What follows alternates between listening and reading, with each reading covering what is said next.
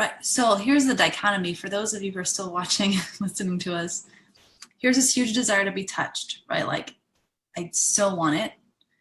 And then over here, it says, I can't have it. I don't, I'm scared. I don't know. I don't like it when I get it. Like, right. There's this conflict. And I remember in our sessions, you called it bipolar. Like, how does one live? And like, I need it because I'm dying. And I remember you sharing with me, you'd see people touching each other, or you'd see a mother with a child, and that would hurt you profoundly. And you want that, but you can't access it. And as bad as you want it, I was too afraid to even ask for it. But then again, at the same time, there wasn't anyone here that I would ask that from. Right. Because to get touch, what do you need? That's a really good question. Okay, so I can tell you. All right, so I'm going to throw the cuddle party rules out there. This is the communication boundaries section. What's needed is yes is a yes. So when you say yes, you truly mean it. No is a no. So when you say no, you really mean it. And no is a complete sentence. All you got to say is no. When someone says maybe is no. Someone asks you, hey, can I give you a hug? You're like, maybe, or okay, it's no. And the last one is you can change your mind at any time. Right, so with boundaries and good communication, these are the rules. And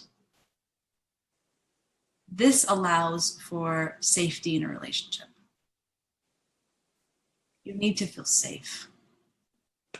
That's what builds into trust. Right, so for someone to experience touch it's authentic and it's nurturing, there has to be trust. And for there to be trust, there needs to be safety. And for there to be safety, we need to feel respected and considered. Right? And for there to be respect and consideration, we need to have been heard. And for us to have been felt heard, we need to have been seen. Mm-hmm.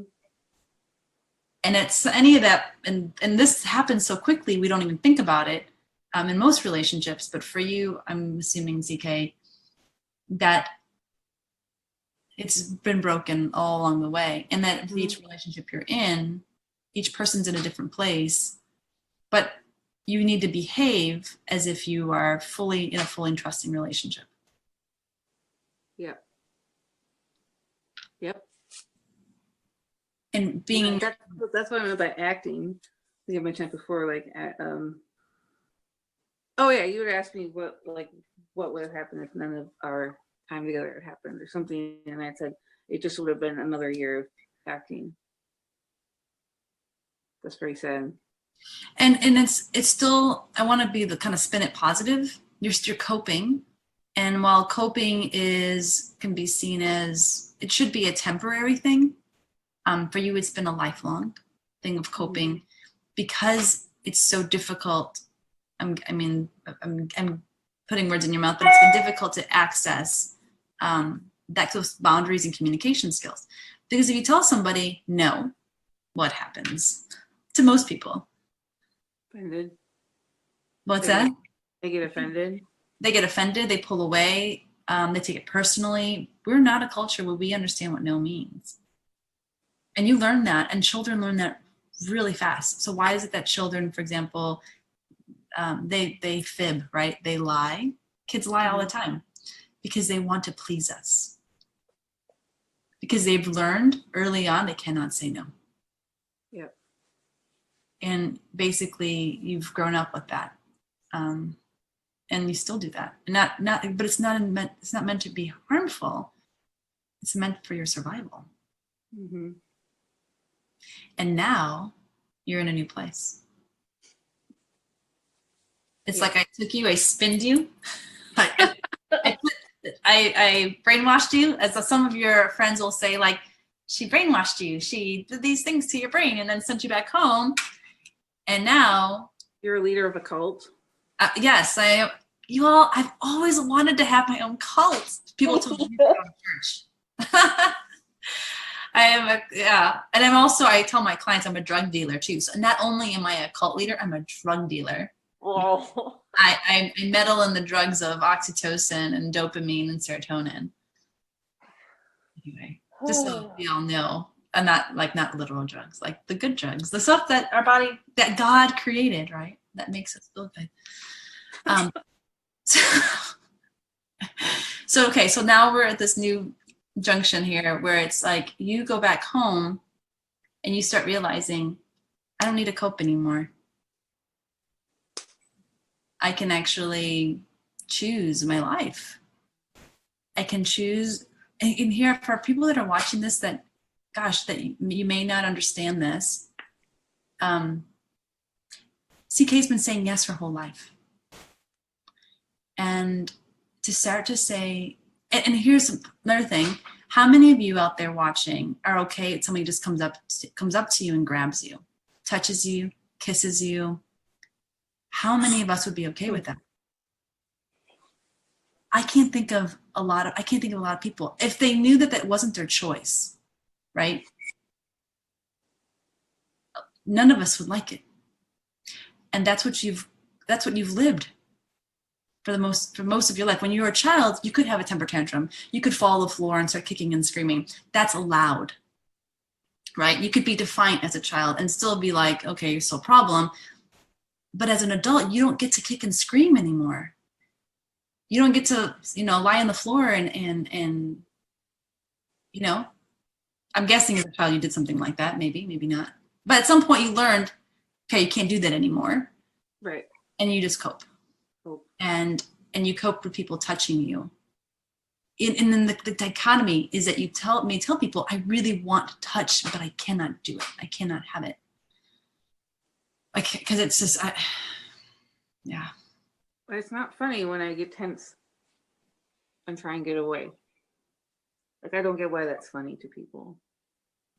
Or when they grab my face. Like in all those pictures I was showing you, when people would just grab my face and kiss my cheek.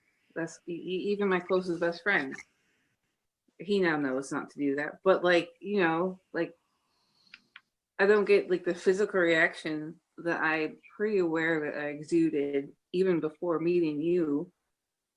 Is like, if I know I'm getting tense, then you've got to see it. And when you force yourself around me, then how can you not know? It's not. I really want to know what's funny about it. Like, why is it funny to make me feel uncomfortable? And I think I want to explain what you're saying because people may not understand. CK, and this is for the audience, CK would be touched by people and then they would all laugh because of her reactions. And I don't know if you've ever said that out loud and you've ever admitted that publicly. It's not okay. That is re-traumatizing. And I put myself in the position of those people and I try to understand what they're trying to do, which is they know that you don't like touch. And so they're making it happen. They think if we can just make her, she'll learn to like it. And if they even have some of that savior mentality, like we're going to save her, we're going to make her normal, we're going to fix her. It's not okay. And there you are showing your face, shutting down, and people are laughing because they think it's hilarious that you struggle. If that's not bullying, I don't know what else is. I told you, like, I leave church early so that I don't have to see anyone. I get there late so that there's no one like in the foyer, and I just go right back and I have my own spot. When small group starts, I show up an hour later because the first hour is like dinner and talking. I show up right before the video starts and have my place there. Never been able to really cut out of there early because it's a small group and it's someone's house. But like, I was really thinking about those things after I told you that, I think last week. I was like, that's really, really sad. We have a comment that says, you're just shy. Is that it? No. Is it just No. that you're shy? Tell me Shy, why. shy is like,